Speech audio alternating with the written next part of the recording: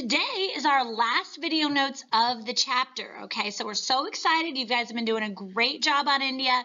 We're wrapping it all up. I know there's been a lot of really tough ideas, but you guys have stuck it in there.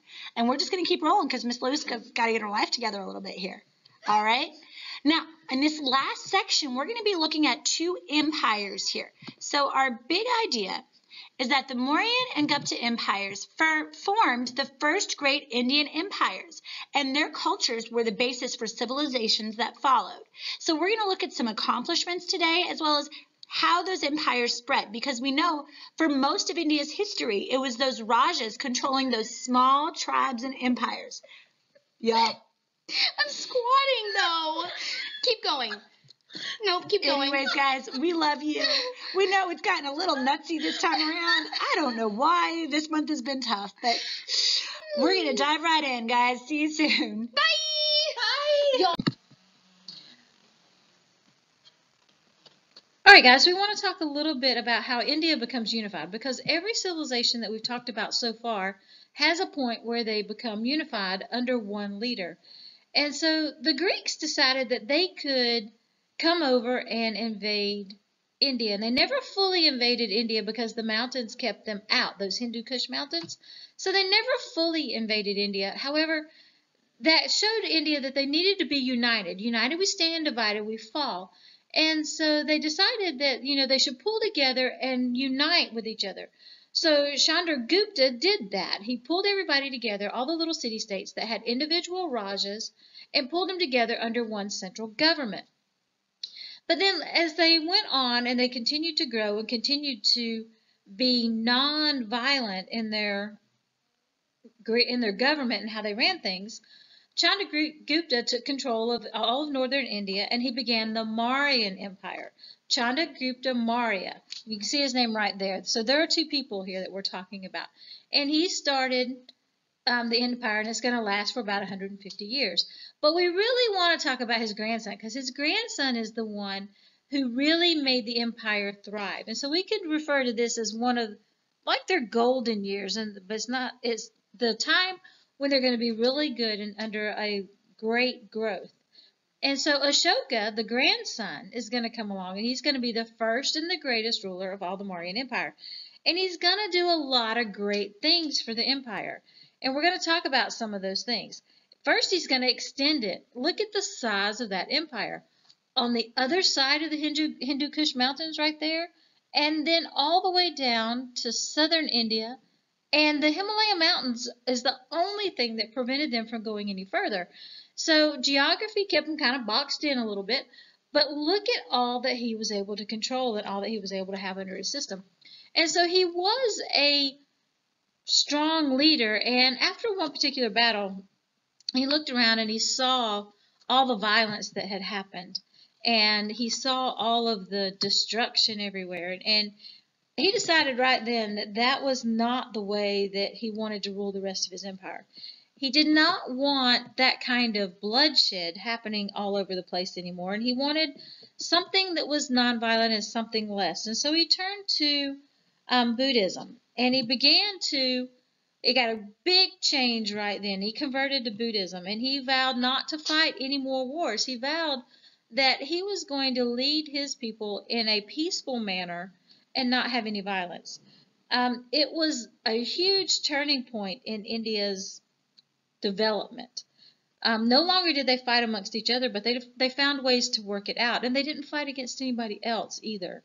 They stayed within themselves. They looked for ways of enlightenment. They looked for ways with peace. They looked for ways to get to nirvana, and they looked for ways to be peaceful in their dealings with each other.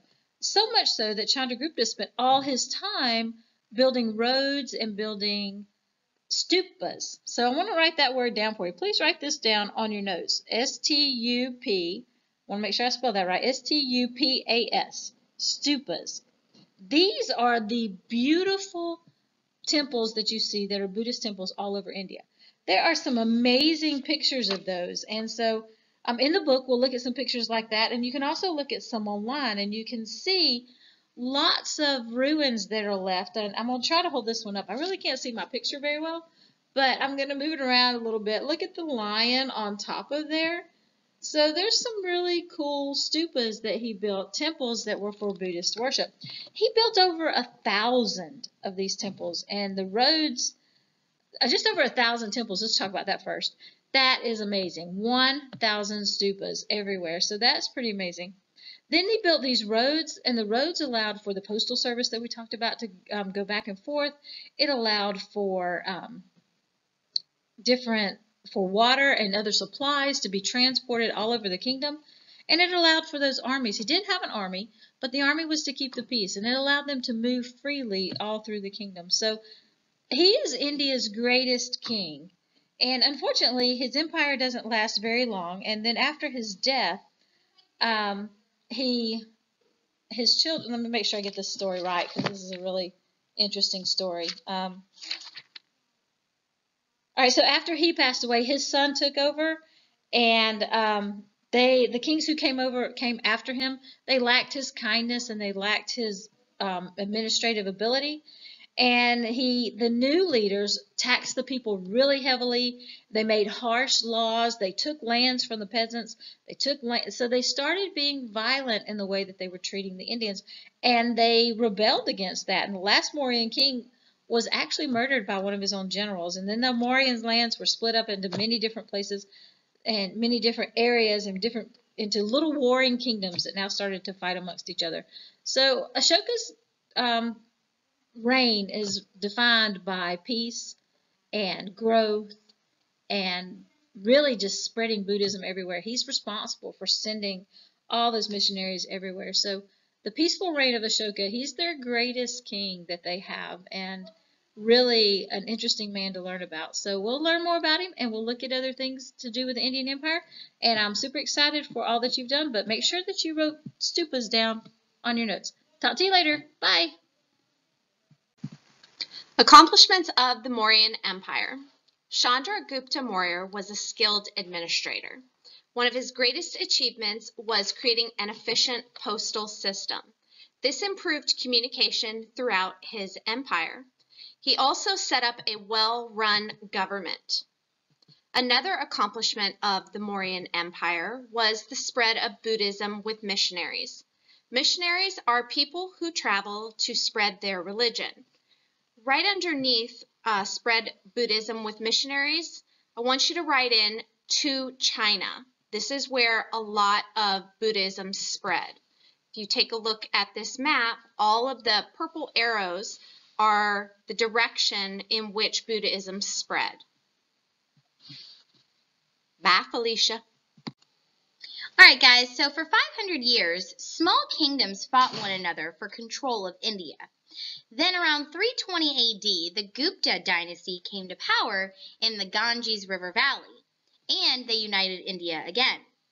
So during the Gupta Empire, India entered into a golden age, or a period of time with many accomplishments. So let's talk about the accomplishments of the Gupta Empire. Gupta rulers practiced Hinduism, and they made it India's major religion. The rulers also donated money to have many beautiful Hindu temples built. These temples had brightly painted sculptures of deities or gods and images from Hindu sacred writings. Okay, y'all, so I have something to admit. I just spent the last 5-7 minutes walking through this slide thinking, oh, I'm explaining all of it, and it's great. And I realized I forgot to hit record. So as per usual, Miss Tickle and Miss Lewis are laughing at me because Sure thing. Guys, she was just so excited about history. I was. She didn't even hit record. I was so excited I didn't even hit record. But I have it working now, and we have some things to talk about. So now that we're here, let's talk a little bit about literature, okay? Now, when we talk about literature in ancient India, we should know by this point that it was written in Sanskrit. I want you to circle that like I just circled this, okay? And none of this pretending that you're going to circle it and all that. For real, circle it. Okay, we are done with this nonsense of you guys not doing what we ask you to do on our notes. And I think you've seen on our last quiz what happens when you don't. So we know that the literature in ancient India was written in Sanskrit, this language right here. And we see all sorts of stories and epic poems that teach moral lessons. One of the best ways to learn something is through a great story. So we see these written down in ancient Indian literature in Sanskrit. We also see amazing music, sculptures, and buildings that are being built during the Golden Age of India. If you've ever seen a picture of the Taj Mahal, it's probably one of the most recognizable buildings in India, and this was built during the Golden Age of India. We also have amazing mathematics. For example, the concept of zero.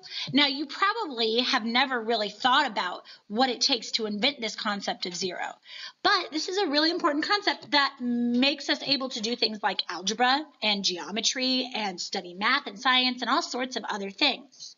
In ancient India, we also see them start to develop the algebra we use today, as well as, and I want you to write this in, serious face, write this in, the number system that we use today.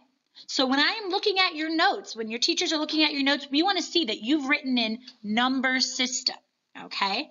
And if you look right here, you can see that you see all the 1, 2, 3, 4, 5, 6, 7 here. And then to the side, you see very similar symbols that were used in ancient India, okay? Now that's changed over time. We know that cultural diffusion, right? Things change over time as we adapt them and use them.